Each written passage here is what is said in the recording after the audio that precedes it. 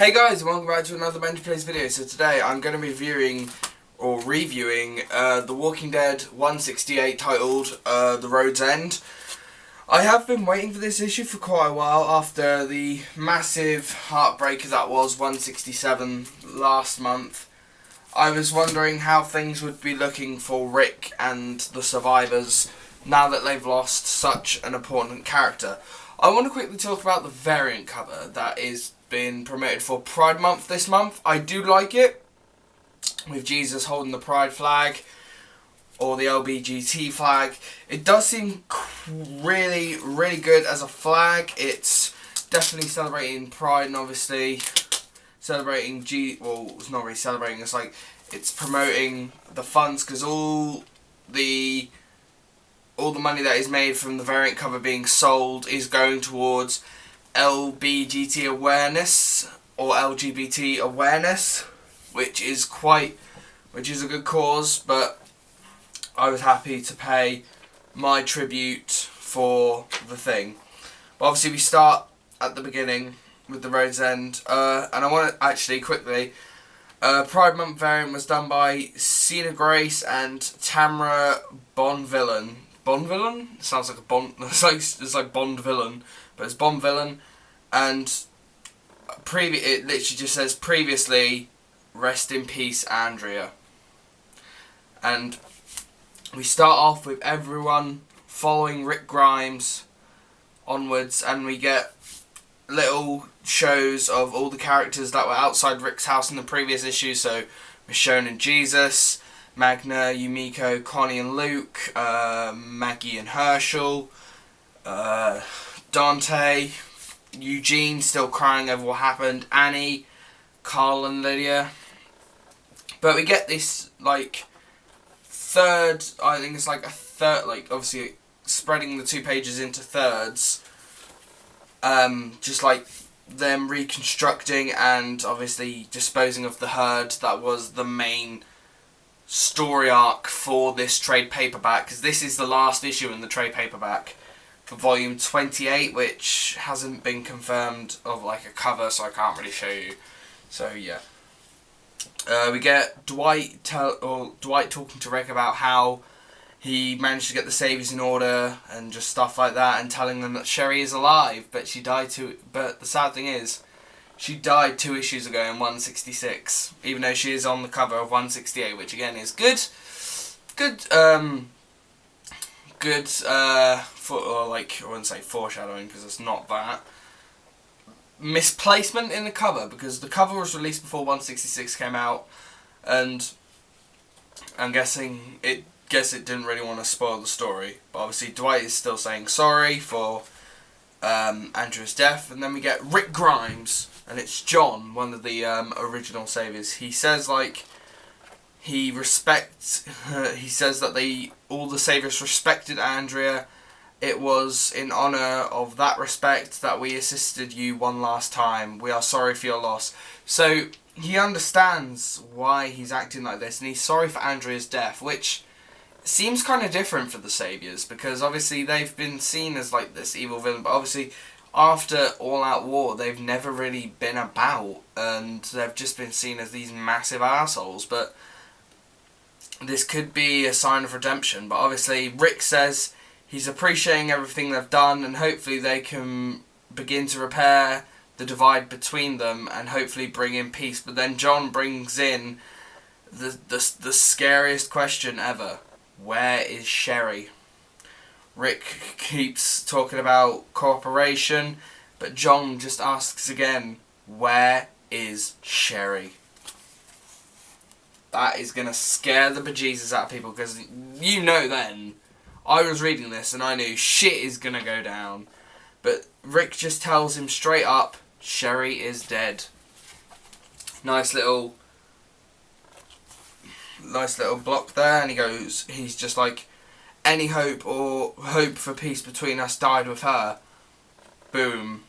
And then everyone's just in a massive rage, especially the Saviors, because they've lost another leader. Rick's just saying we can sort this out, but then Negan just walks in and just says, I'll handle this. And obviously, seeing this, I kind of want to see it from Jeffrey D. Morgan's perspective. Or, like, him saying the lines. Because I know this is, like, 167. And obviously, Season 8 is doing all-out war. So it's going to be a few seasons before we see page to screen. But obviously, this does seem very, very, very interesting. Jeffrey D. Morgan will have to definitely pull his socks up to pull this off. And then just he just goes on and says, "You're alive because of the hard back-fucking-breaking work of two people. One of those people, of course, is me, and the other is Rick Grimes." He says he knows the score, and obviously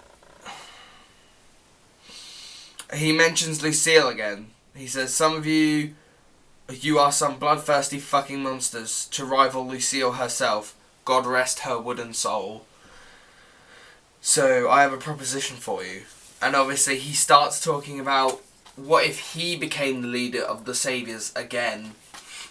Now that's scary to think about, because you know, we saw in 164, we saw in that issue that Rick and Negan were connecting.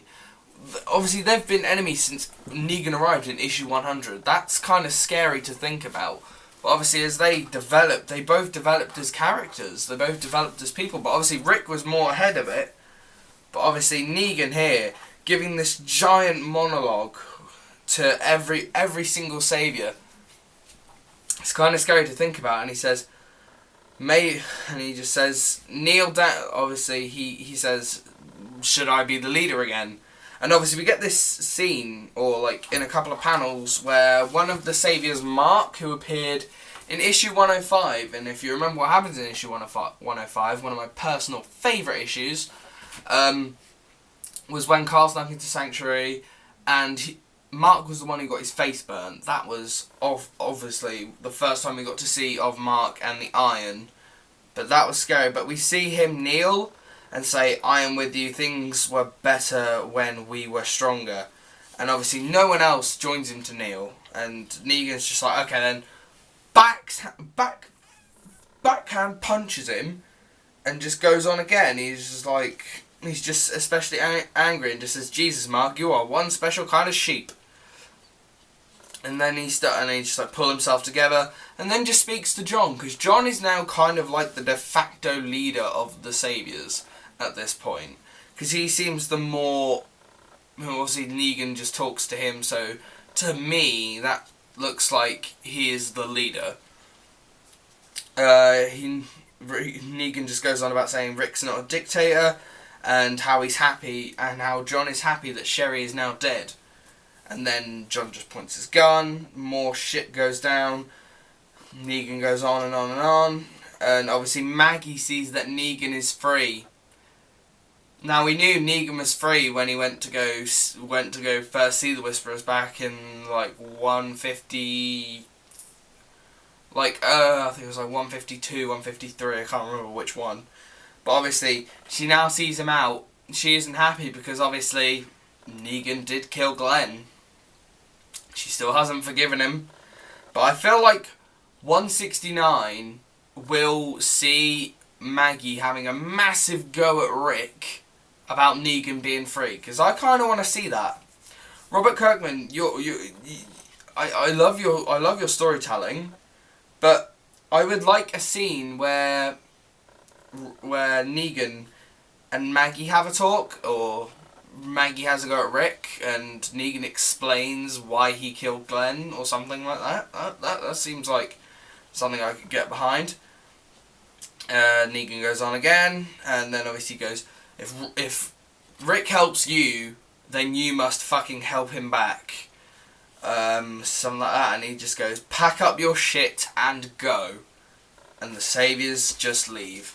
Just like that, and then Negan says, "My condolences."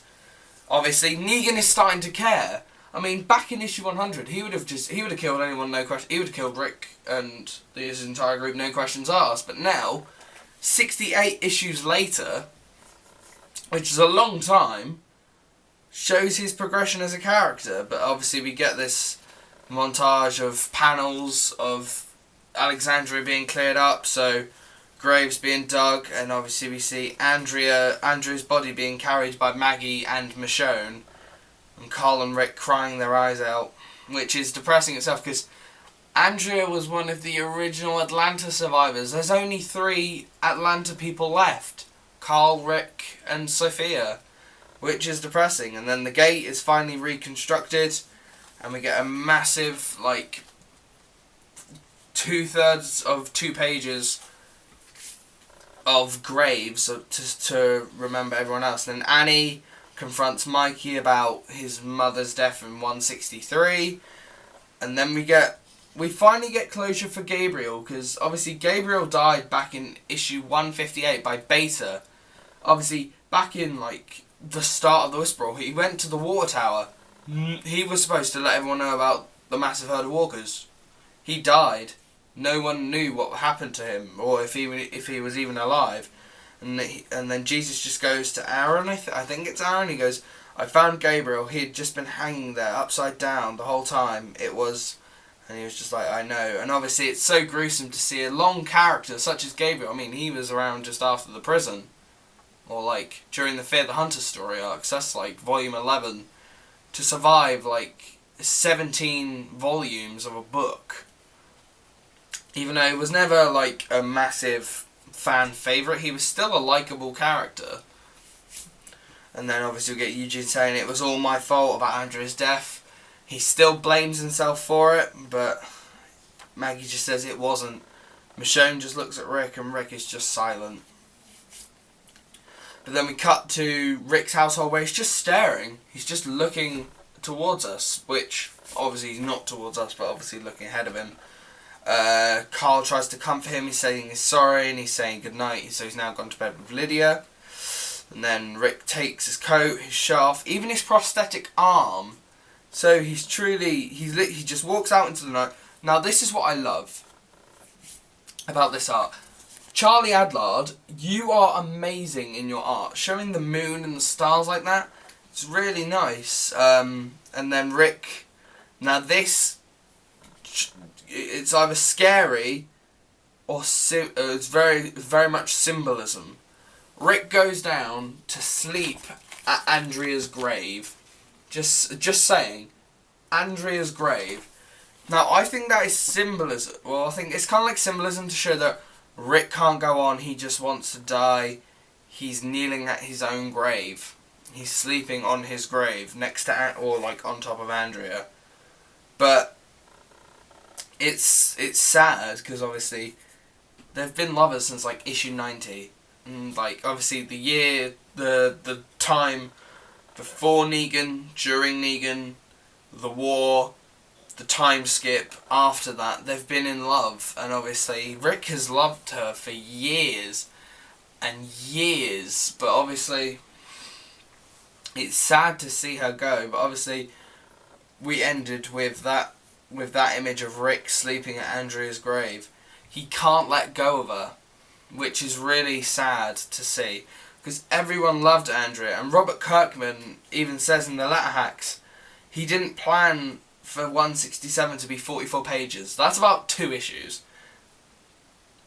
And obviously because of Charlie Adlard, when I started writing the last issue, he couldn't do it. He even, just because of this one issue, he was a month ahead on schedule, but he lost that advantage to show that 167 was such a brilliant issue. But that's the end of the issue, and the end of volume 28. I wonder what is to come next, because we now have to wait for issue 169, which is Lines We Cross.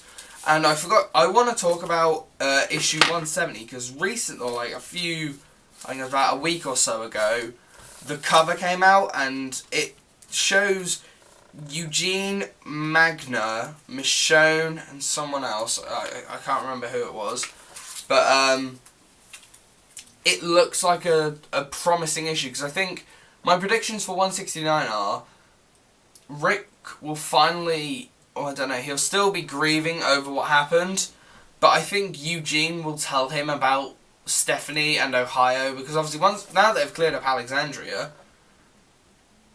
they've now... What are they going to do now? They're probably still going to thrive and everything, let the kingdom know what's going on, because the kingdom haven't been really involved in the group since Ezekiel died in 144. But obviously, I think, yeah, 169, Eugene or Sadiq, because Sadiq and Annie were in Eugene's house and they heard Stephanie on the radio. So either one of those three will tell them about it, and they'll finally start, and they'll probably start heading towards Ohio, probably even moving there at the end of 169, because the cover of 170 shows Magna, Michonne, Eugene, and I think it's Aaron, I'm not sure. It shows them heading off somewhere. I'm assuming they're starting to head off to Ohio, or maybe something like that. Who knows? So maybe volume 29 will consist of connecting with the Ohio group. Who knows? But we now have to wait another month to get what is going to happen next. But I think this issue, out of 10, is a solid 9. I think if we'd had more saviour attitude, or maybe even Negan saying, oh, I've joined Rick and Rick is helping, or even Maggie having a go at Negan. If I'd have saw that, I'd have given this issue a solid 10, because again, at the end, that symbolism of Rick sleeping at Andrea's grave, it looks like he's giving up. I don't know what's going to happen next, but we don't know. So anyway guys, thank you for watching this video and this review. Leave your thoughts down below on what you thought on issue 168, because I'd really like to know what you guys think. But yeah, leave a like and a comment down below. Don't forget to share and subscribe to the channel. We're almost at 600 subscribers. Come on. We're almost there. We're almost at the goal. But don't forget, 1,000 subscribers by the end of the year, and I will do something completely drastic and unrealistic, because why the hell not?